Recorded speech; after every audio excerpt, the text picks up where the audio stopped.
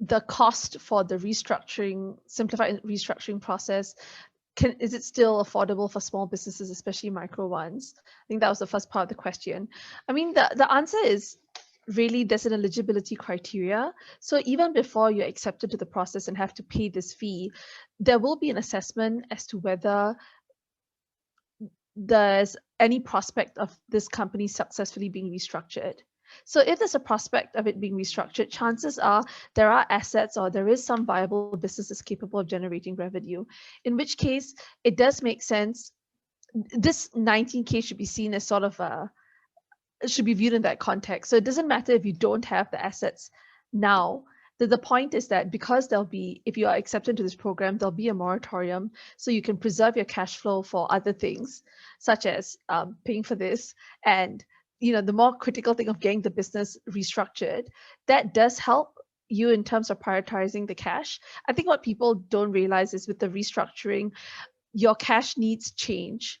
I mean, the debts are still there, but there are things that you can get away with having to pay, so you don't have to take those things into account, like paying your landlord or paying back your bank lender, paying interest. These things, there's a moratorium on any enforcement.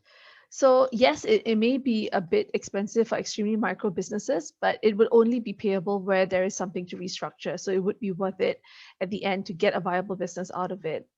The second question, would practitioners be reluctant to accept such assignments given the muted revenue potential? So here, we wouldn't, I think Singapore's good in that this program has only been rolled out because it's part of, after ensuring that the ecosystem all feels responsible and participates. And I think that was a point that I wanted to emphasize.